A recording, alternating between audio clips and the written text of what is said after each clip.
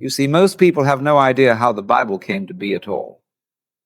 We in the West tend to imagine it as something that simply fell from heaven, already bound and titled. But the truth is far more curious.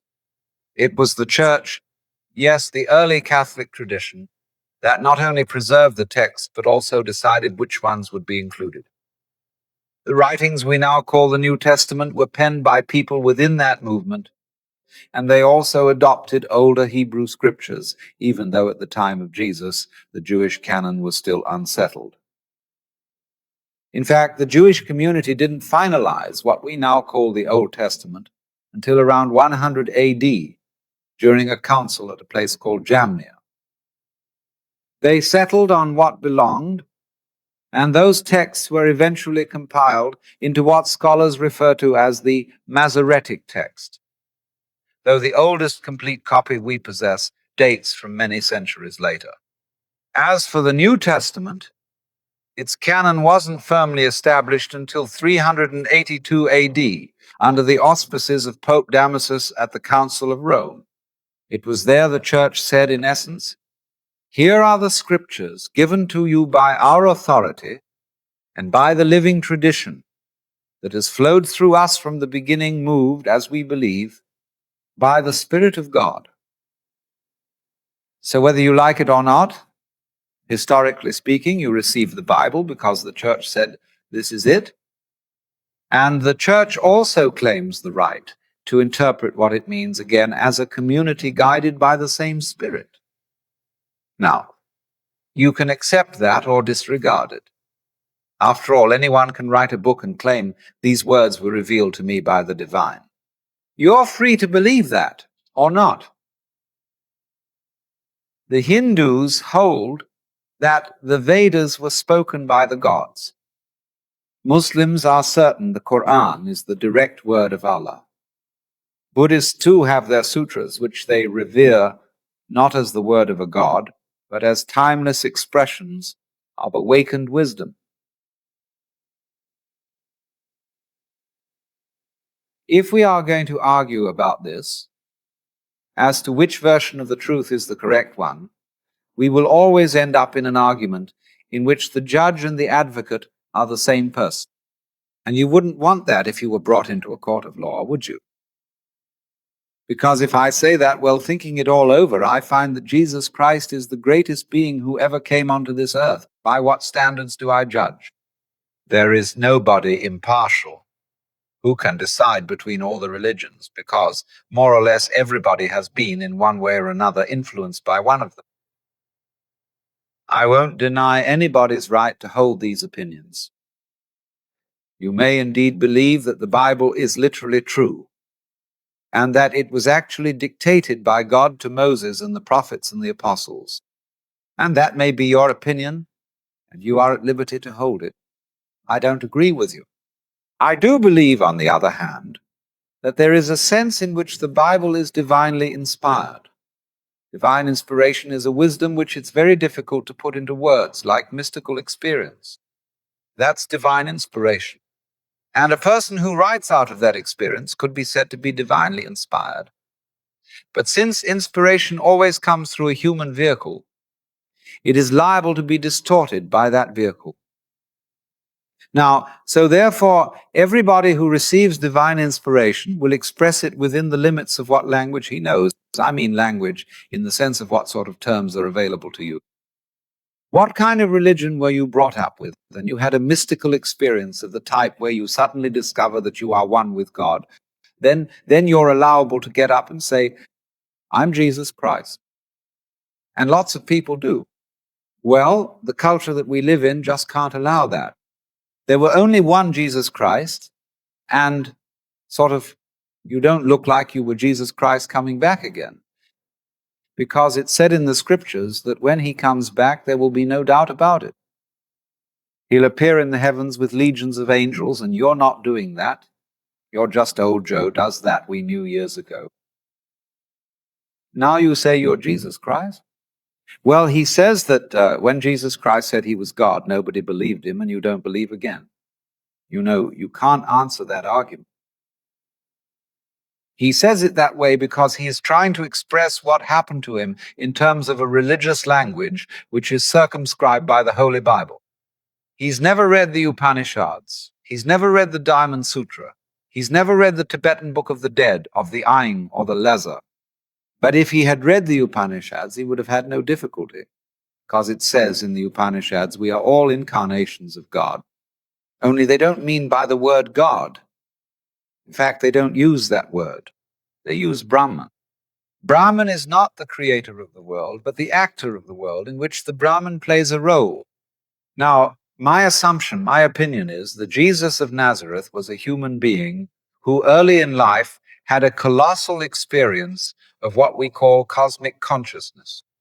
It can hit anyone, anytime, like falling in love. And when it hits you, you know it, that there comes this overwhelming conviction that you have mistaken your identity. What I thought was just old Alan Watts was only completely superficial, that I am an expression of an eternal something or other, and that I suddenly understand why, exactly why, everything is the way it is. It's perfectly clear.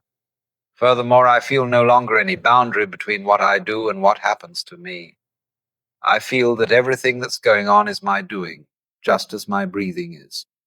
Is your breathing voluntary or involuntary? Do you do it, or does it happen to you? So you can feel it both ways. But you feel everything like breathing. There is no longer any separate you. There is just this great happening going on. So you can very well understand how people to whom this happens feel genuinely inspired, because very often there goes along with it an extremely warm feeling.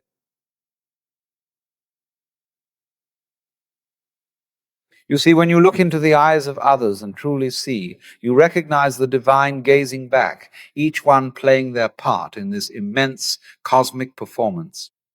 The disciples didn't entirely grasp this. They were dazzled by the miracles, caught up in the display. They revered Jesus, much like followers often do with their spiritual teachers. And so the Christians said, all right, Jesus of Nazareth was the Son of God, but let it end there, no one else. What followed was that Jesus became the exception, lifted up onto a pedestal. And those who came later, who experienced the same truth and spoke of it during the time the church held power, were almost always punished for it. Giordano Bruno was burned alive. John Scotus Eriugena was cast out. Meister Eckhart's teachings were condemned. And you see what that means? To elevate Jesus like that is to cut off the message before it begins. Gospel, after all, means good news. And I struggle to find the good news in the way the gospel is usually handed down. It presents the revelation of God in the person of Jesus and tells us to follow his path, except he had the advantage of knowing he was the divine Son, of having miraculous powers, of being quite certain he could not be destroyed and would rise again.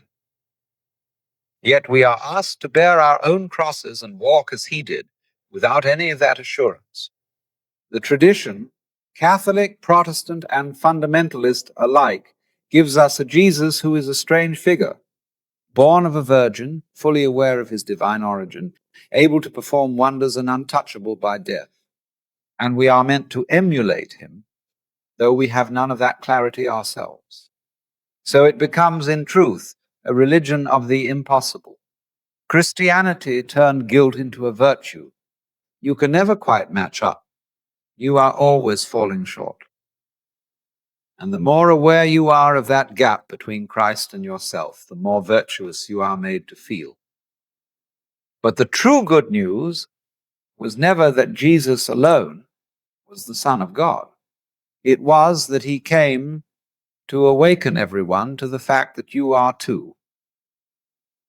I feel then, you see, that it's enormously important that churches stop being talking shops.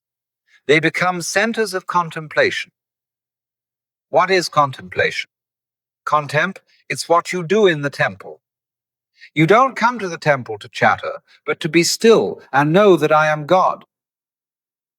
Most study of comparative religions that goes on in theological schools has historically been missionary oriented, to find out the weird ideas of the prospects, so as to be able to undermine them.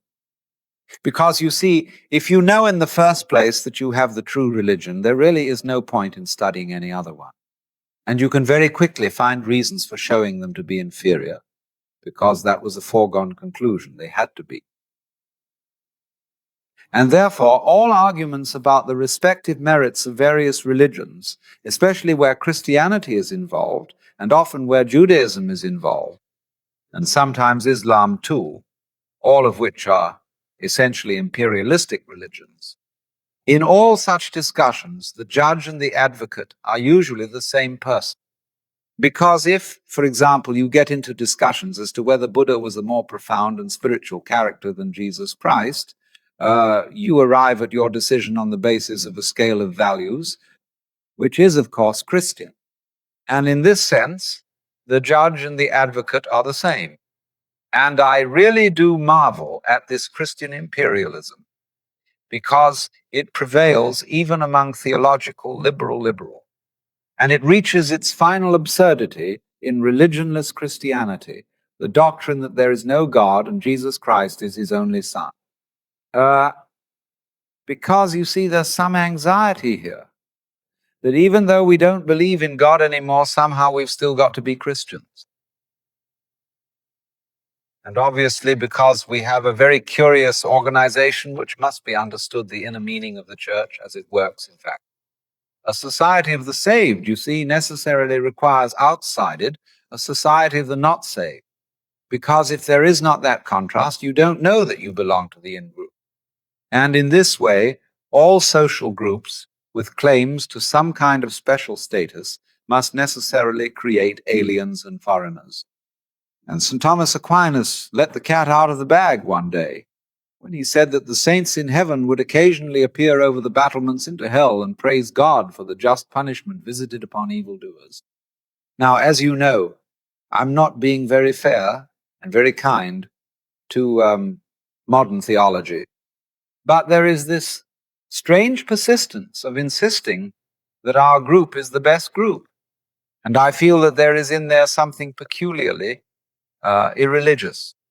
And furthermore, it exhibits a very strange lack of faith, because I believe that there is a strong distinction between faith on the one hand and belief on the other, that belief is, as a matter of fact, quite contrary to faith, because belief is really wishing.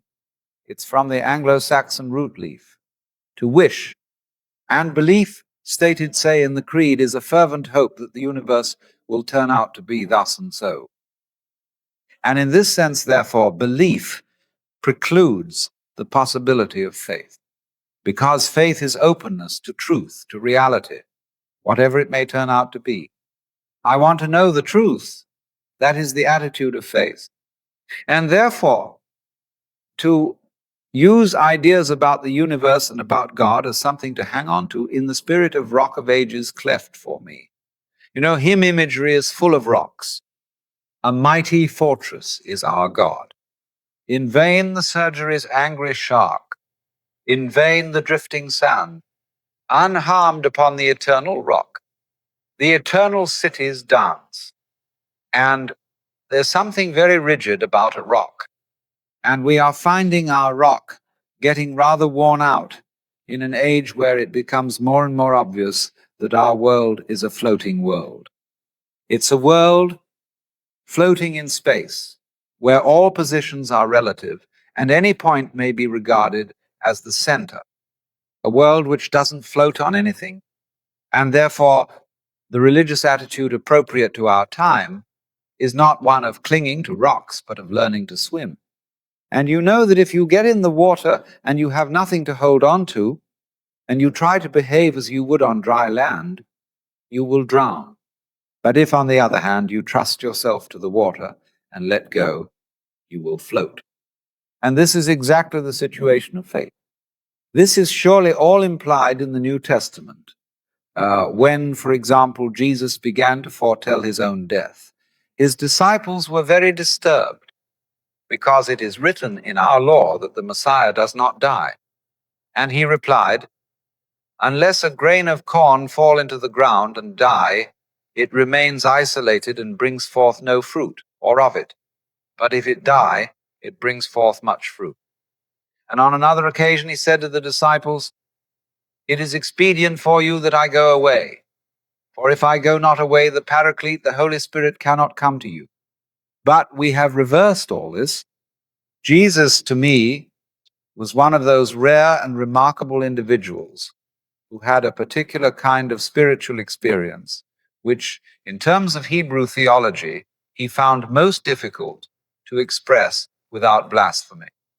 I and the Father are one. In other words, I am God. And that is something, of course, if you are a Hindu, that is a rather natural statement to make. You see, in our culture, which has Hebrew theology in its background, anyone who says, I am God, is either blasphemous or insane. Because our image of God, and the image, don't forget, has far more emotional power than any amount of theology and abstraction. It is our Father which really influences us as a conception of God. Not necessarily being or thelex, decontaminated name for God, the ground of being, or Professor Northrup's undifferentiated aesthetic continuum. These aren't very moving, even though subtle theologians prefer this kind of thing, and will tell us that when we call God the Father, we don't have to believe literally that there is a cosmic male parent, and still less that he has a white beard and sits on a golden throne above the stars. Nobody, no serious theologian, ever believed in such a God. But nevertheless, the imagery affects us, because the image of the monotheistic God of the West is political. The title, King of Kings and Lord of Lords, is the title of the emperors of ancient Persia. The image of God is based on the pharaohs, the great rulers of the Chaldeans, and the kings of Persia. And so this is the political governor and Lord of the universe who keeps order and who rules it from, metaphorically speaking, above. So anyone who would say, I am God, is therefore implying that he's in charge of everything, that he knows all about it, and therefore everybody else ought to bow down and worship him. But in India, if you say, I am God, they say, congratulations, at last you found out, because the image is quite different. See, our image of the world is that the world is a construct. And it's very natural for a child to say to its mother, how was I made? As if, you were somehow put together. But that takes us back to the image in Genesis, where God forms Adam as a figure of clay. And then he breathes the breath of life into its nostrils, and it becomes alive. Here lies the basic assumption, one that underpins much of Western thought, even modern science, that everything has been constructed, and that someone knows how it was done, and that if you look carefully enough, you can figure it out. Because behind the whole show, there must be a designer. You might call this the ceramic model of existence, because it rests on the idea that there are two essential things. One is the material, and the other is the form. Matter, like clay, is assumed to be unintelligent on its own. It doesn't think, it doesn't know, it just sits there. And so, for that matter to become structured, to take on shape and meaning, there has to be some kind of outside intelligence that gives it form. And with this deeply lodged in our common sense, it becomes very hard to question whether this picture reflects reality at all. Yet, in fact, the whole idea of inert substance has disappeared from modern physics, which now studies nature in terms of pattern, of structure, not stuff. But if you turn to the Hindu view of things, and I'm referring here to mythology, to the everyday imagery people grow up with, just as I'm speaking of the common imagery in the West, not the refined theology, you'll find something quite different. The Hindu conception is that the universe is not made, it is performed. It is a drama. And so Within every face, whether it appears as a person, an animal, a tree, or even a stone, there is the presence, or perhaps the absence, of the central self, the Atman, which is Brahman. That is the final reality, which cannot be described, because whatever is truly at the center of all things can never be turned into an object of knowledge. You cannot bite your own teeth. You cannot lift yourself by your own bootstraps. It is what is. It is the ground. And that is what you are.